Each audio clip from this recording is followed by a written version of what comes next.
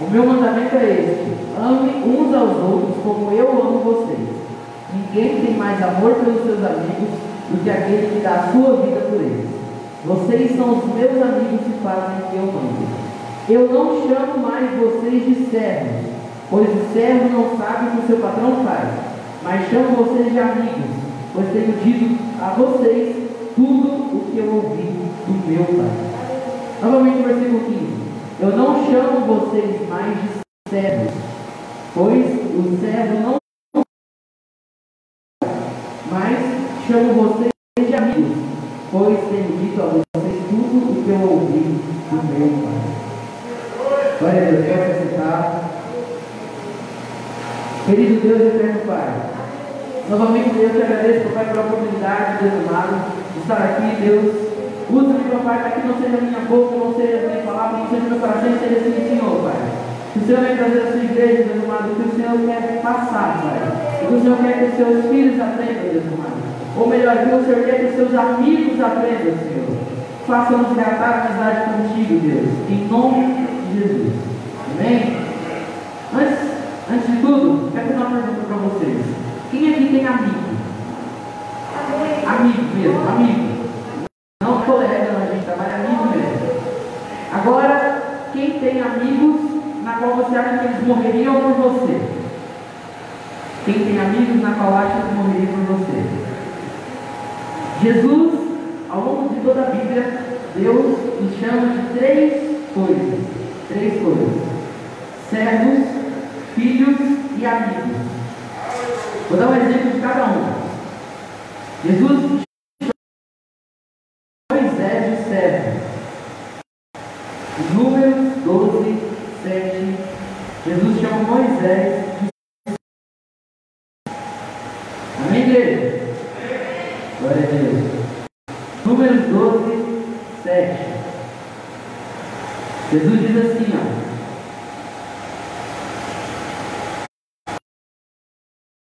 O servo Moisés é diferente, pois eu coloquei como responsável por todo o meu povo. Aqui Deus está falando para Arão e Miriam. Ele diz: com o meu servo Moisés. Com o meu servo Moisés. Deus também nos chama de filhos em Gálatas 4, 7. Deus nos chama de filhos em Gálatas 4, 7. Se você quiser anotar aí, se você estiver anotando, Deus 12. Amém? Glória a Deus. Gálatas 4, 7. Assim vocês não são mais escravos, vocês são filhos. E já que são filhos, Deus lhes dará tudo o que Ele tem para dar aos seus filhos. E apenas duas ocasiões na Bíblia inteira Deus nos chama de amigos.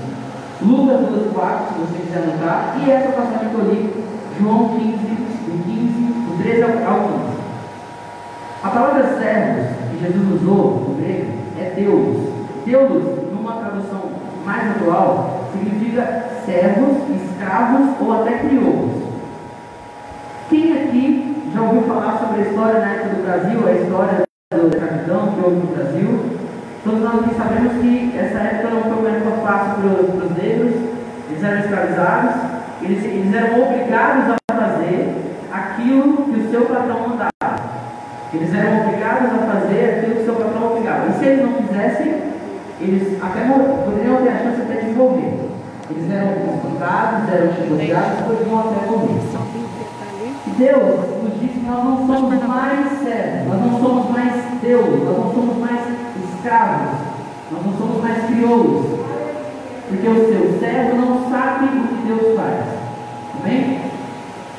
E aí, eu quero chegar ao ponto principal dessa mensagem: como nós devemos reatar a amizade com Jesus. E se você estiver anotando, eu separei 3 pontos na qual a gente deve reatar a amizade com Jesus. A primeira, orando. Nós reatamos a amizade com Jesus a partir do momento que nós temos uma vida de oração com Deus. Mateus 6,6 diz: entre no teu quarto, fecha a porta e ora ao teu Pai que está no secreto. Mateus 6,6 diz isso.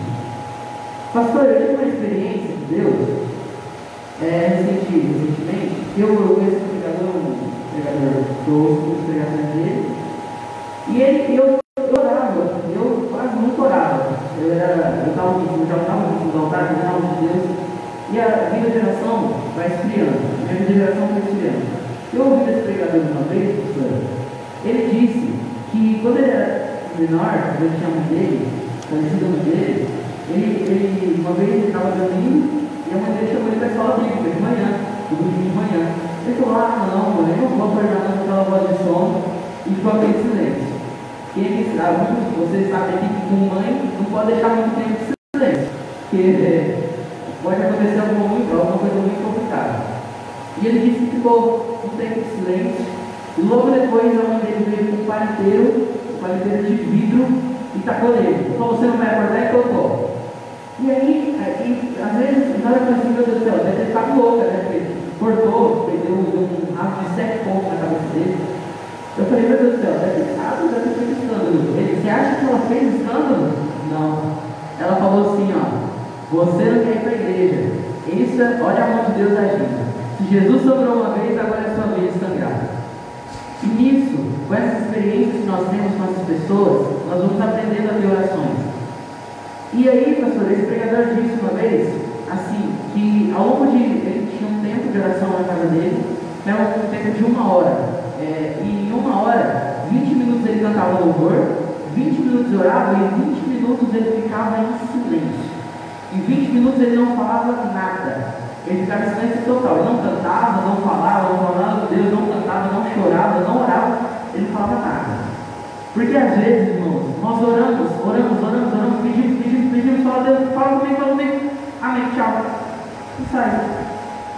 E aí Deus está tentando falar com você, você não dá o tempo para ele falar com você. Entendeu? Às vezes, a gente é tão ansioso, a gente fala: Deus, eu preciso disso, Deus faz isso, Deus me revela isso e aquilo. E depois a gente acaba a oração e vai embora, a gente vai fazer outra coisa, a gente não dá mais atenção a Deus.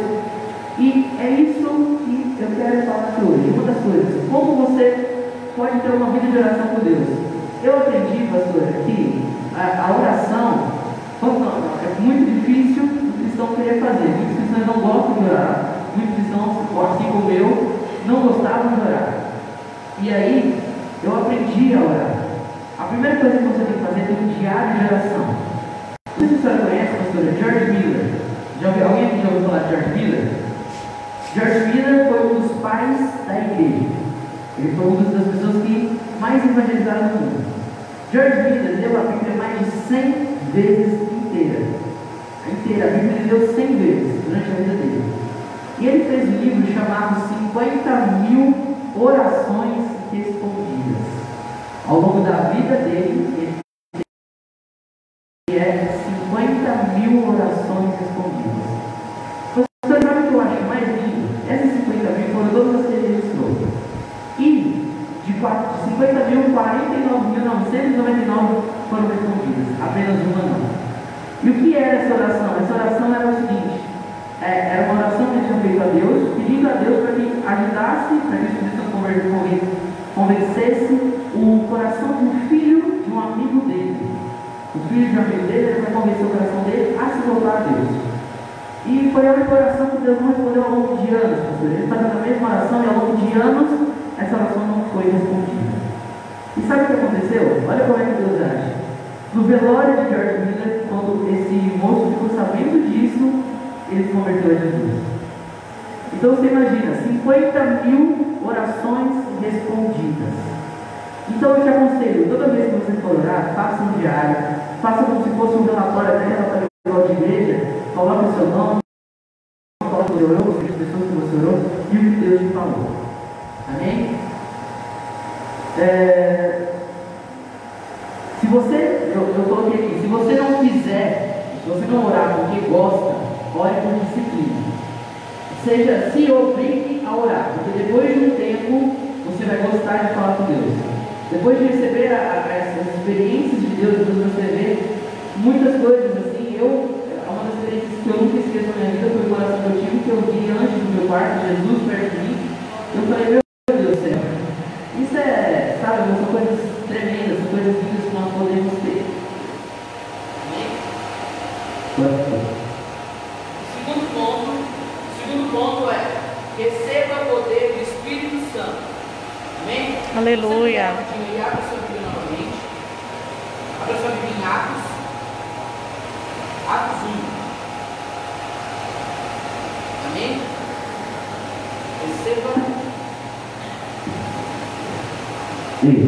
Receba o poder do Espírito Santo. Atos 1, capítulo 1, a partir do versículo 4. Eu acho tremendo, pastor, o que Deus diz aqui. A palavra do Senhor diz assim, ó: um dia, quando estava com os apóstolos, Jesus deu uma ordem: fiquem em Jerusalém e esperem até que o Pai lhes dê o que prometeu, conforme o que eu disse a vocês. Pois de fato, João batizou com água, mas daqui a poucos dias vocês serão batizados com o Espírito Santo. Certa vez, os apóstolos estavam reunidos com Jesus. Então lhe perguntaram: é agora que o Senhor vai devolver o reino para o povo de Israel? Jesus respondeu: não cabe a vocês saber a decisão ou o dia que o Pai marcou para a sua própria autoridade.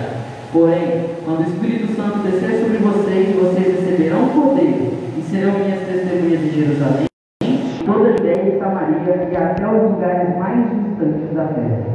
Aleluia. Aqui, irmão, é evidente, pastor, é evidente aqui que os apóstolos queriam perguntar sobre coisas que nem eram do interesse deles. É agora, Senhor, que o Senhor vai devolver o reino, que o Senhor vai devolver o reino para o povo de Israel. Jesus disse, em outras palavras, como se fosse hoje, Jesus disse assim: não é da conta de vocês saber o que o meu Pai faz. Cuidem disso, de receber o poder do que eu falei. Com o poder do Espírito Santo nós fazemos coisas tremendas. Com o poder do Espírito Santo nós fazemos coisas extraordinárias. Pastora, eu tenho um amigo de BH, de Belo Horizonte, né? E ele é bem mais velho, quase completando a faculdade já. E ele me contou uma história uma vez, ele é cristão também. E é aquele bem grande, magrinho, sabe? Que usa óculos, aquele nerd de faculdade. Só que é cheio de Espírito Santo, pastor. E na frente da faculdade dele tinha banca de jornal, aquela banca de jornal antiga, isso não tem muito tempo. E as revistas pornográficas, os jornais falando sobre tragédias. E ele todo dia passava por essa banca de jornal, e falava assim: se converte, vamos para Jesus. Falava para o dono da banca: vamos voltar para Jesus, vamos lá para a igreja, vamos se converter. E foi isso durante muito tempo, pastor. E aí um dia, ele fazendo o que ele sempre fazia, o dono da banca ele falou assim: sai daqui, crente chato, eu não quero me converter para Deus nenhum. Ele virou para o dono da banca e falou assim: então em 7 dias você vai ver o poder de Deus. Pastor, essa rua da faculdade dele chama Rua do Pinho. Lá, não sei se alguém sabe, mas lá tem 17 bancas de jornal. Um dia deu um alagamento tão grande que a única banca que foi levada pelo alagamento foi desse homem. A única banca. Todas as outras 16 ficaram intactas. Passaram pela mesma correnteza, pela mesma força de corrente e ficaram totalmente intactas. Você consegue entender o poder do Espírito Santo nessa história? Às vezes você pode falar assim: mas ele amaldiçoou. Não, ele não amaldiçoou. Deus mostrou o seu poder e ele mostrou o poder do Espírito Santo que tinha dentro dele. Amém? Com o poder do Espírito Santo, você deixa de fazer as coisas na força do seu braço e deixa para Deus. Aleluia. Eu quero pedir uma coisa: a partir de hoje, todas as vezes que um plano seu der errado, não parta para o plano B. Deixe o Espírito Santo agir. Não parta para o plano B. Deixe o Espírito Santo fazer aquilo que ele tem para fazer. Aleluia. Às vezes nós queremos correr tanto e fazer nossas coisas por nós mesmos e não dá certo, porque nós não temos uma oportunidade para o Espírito Santo agir. Às vezes você está com problema nas finanças, não consegue ter o dinheiro para pagar uma conta. O que a gente já faz? Pedir empréstimo no banco, ligar para o parente rico e pedir dinheiro. Calma, Deus tem provisão. Peça ao Espírito Santo, calma. Pastor, uma vez ia ter um intercâmbio aqui na primeira de jovens, né? E alguns amigos meus iam, não eram crentes. E a gente ia subir de a pé, lá da minha casa, a gente ia subir de a pé até a primeira. Combinei com eles e tal. Faltando 10 minutos para a gente sair, começou a chover. Assim. Mas não era chuvinha de chuvisco, não era chuva forte. Era uma chuva que estava fazendo correnteza na cidade. E eu falei, meu Deus do céu, agora não tem como a gente ir mais, não tem saída, não tem solução para a gente sair. O que eu vou fazer? Lembrei que a fé do justo pode mover montanhas, que a oração do justo move montanhas. E aí eu virei para Deus e falei assim, Pai, na sua palavra diz que se eu tiver a fé do tamanho de um grão de mostarda, eu posso mudar uma montanha de um lado para o outro. Então, Pai, pela fé que eu tenho, eu peço, cesse a chuva. Não deu 5 minutos, pastor. A chuva parou. Glória a Deus. Isso, a chuva parou. Não é para mim vangloriar. Antes de vangloriar a minha oração, eu vou vangloriar assim, o Espírito Santo. Aleluia. O poder do Espírito Santo. Glória a Deus. Nisso, eles foram comigo até o intercâmbio, pastor. Foram comigo até o intercâmbio e lá eles adoraram a Deus. Eu nunca tinha ouvido uma música evangélica. E pelas letras do telão eles cantaram, oraram, ouviram a palavra de Deus. Até hoje eles perguntam quando é que tem culto, quando é que tem retiro, quando é que tem acampamento para eles irem também. Sabe? Deus quer tomar as rédeas da nossa vida. Deus quer nos tomar para si. Deus quer tomar o controle da nossa vida para si, para que a gente possa ver coisas sobrenaturais. Deixa eu te perguntar uma coisa. Que história você vai contar para os seus netos? Que história você vai contar para os seus filhos? Você vai sentar e falar assim, meu neto, eu só estou com uma dor nas costas aqui mesmo. Eu não tenho nada para falar para você hoje não. Ou você vai falar, quando eu era jovem, quando eu era da sua idade, manifestava demônio e eu expulsava. Manifestava doença e eu expulsava. Eu curei pessoas. Essa é a história que você tem que viver.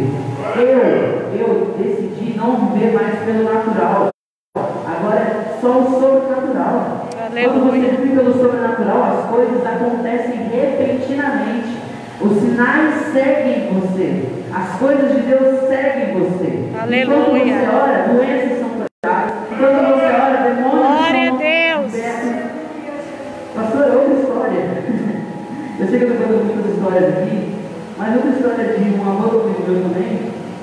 Ele era meio doido. Falar a verdade, pastor, aquele cristão meio doido. E um dia ele foi comprar um pão na padaria. E nisso passou 1h30, a padaria era 2 quarteirões para cima da casa deles. 1h30 e o velho não tinha voltado ainda. E o rapaz, meu amigo falou assim, Deus, onde é que eu vou voltar? O quarteirão tranquilo. Cerca de meia hora depois, o vô dele chegou. O vô dele chegou e falou assim, filho, eu estava lá comprando pão, senti um homem do meu lado que estava meio mal, falei assim, deixa eu orar. Peguei o pão, levantei e falei assim, Deus, eu agradeço pelo pão que o Senhor me deu. Nisso, começou a rosnar um cara do meu lado. A palavra dele, começou a rosnar um cara do meu lado, eu virei para ele e falei assim, você está aí, né, Satanás? Começou, ele já pulou em cima do homem, já começou a manifestar demônio. E pastor, ele fazia as coisas para que todo mundo que estivesse no local fosse contaminado, entre aspas, pela presença do Espírito Santo. Fosse transbordado pela presença do Espírito Santo. Porque no momento que você começa a transbordar, as pessoas que estão do seu lado começam a ser tocadas pelo mesmo Espírito que você. Quando você começa a transbordar, Aleluia! Glória a Deus! a ser tocadas, começam a ser curadas, começam a ser libertas pelo poder que há em você. Glória a Deus. Eu marquei um ponto aqui que é uma coisa que às vezes a gente pensa. A gente acha que o presidente dos Estados Unidos vai mudar o mundo, a gente acha que o presidente do Brasil vai mudar o mundo.